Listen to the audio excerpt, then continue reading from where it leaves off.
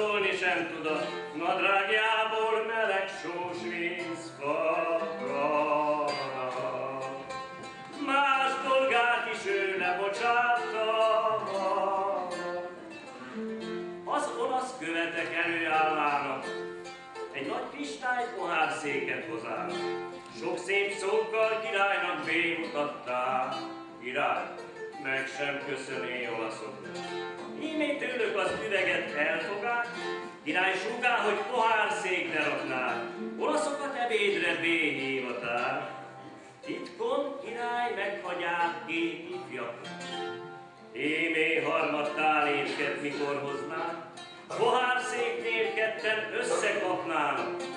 Üstök vonva egymást harcul csapdosnál, pohárszékre dűljenek, eltaszítsák. Törjétek el kristályt pádimentomon, hallgattálétek, hogy volna asztalon. Ifjak ketten egymást ragadták torkon, pohárszék zöndüle pádimentomon.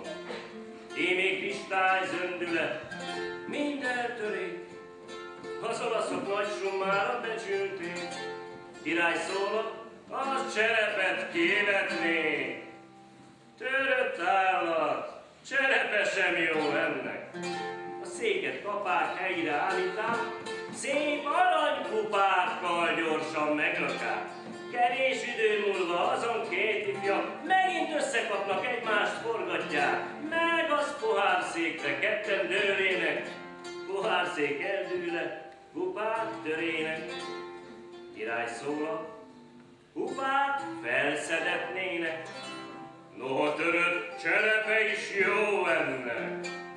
Tanácsokban bölcs olaszok megérték, hogy királynak nem kell üvegajándék, drága aranypohárszéket szerzének, ki mellett ismét nagy summát küldének.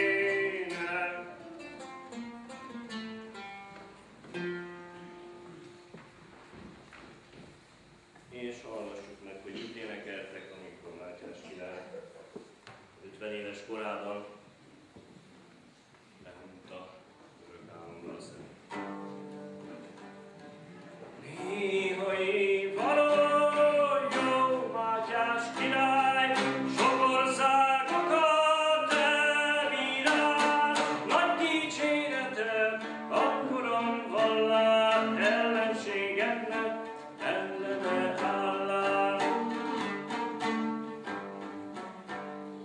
Hatalmasságodat megjelenték, Bécsnek városát, hogy te megvennéd, ékes seregek ott feledél, királyi székedben helyeztetél.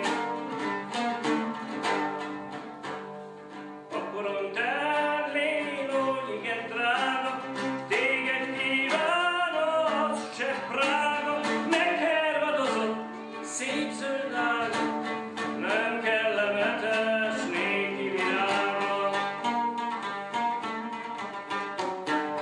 Gyerekektől nyerél ajándékokat, ne pusztítanál én országjogat, ne kerengetnél vasáikat, ne fenyegetnél ő császárokat. Igyekezel vala sok országokra, és nagy hatalmas városokra, az vízen álló Lelcére, és benne lakó bölcs olaszokra.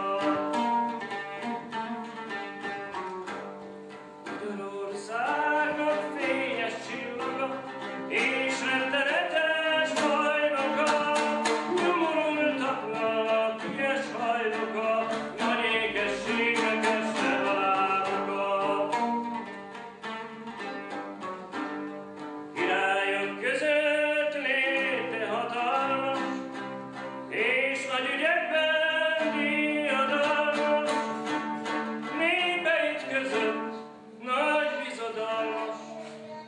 Légy Úristennél, már nyugodalmas, légy Úristennél, már nyugodalmas.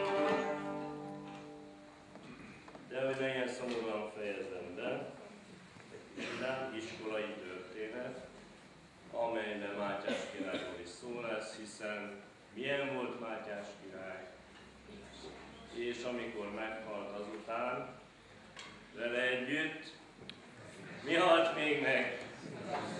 Az igazság, igen. Erről szól az ének a Szentség dalos könyvből.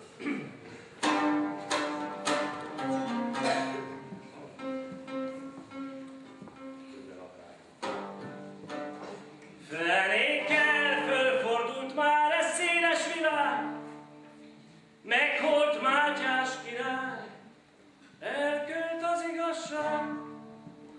Ki az előtt rossz volt, az éj az uraság, tetves mendikás is most asztalfőre áll. Az ki igazat szól, Péter igaz feje, de ki hazudni tud, az ül asztalfőre.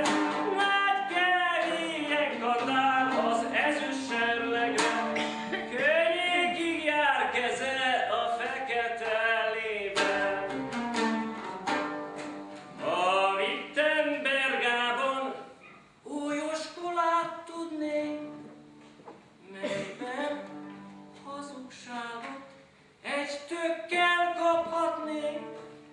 Csak rühes lovon is mégis oda mennék.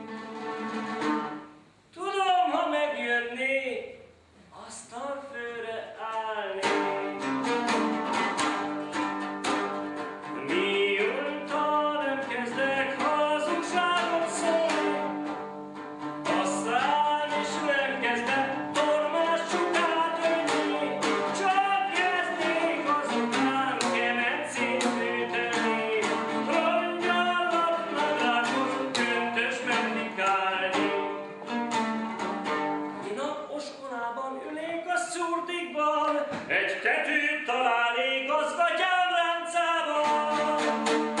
Megfogalmaz lábát, kapasz hajamban, én is megharagnék, kihajtám a hóban.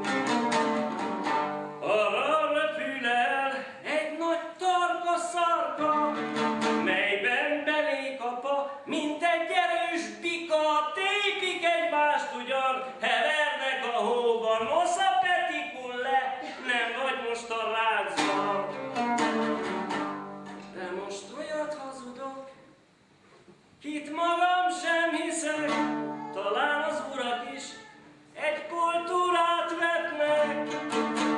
Nagy az asztalfőre engemet ültetnek, vagy az ajtón is ebrúdon kivetnek.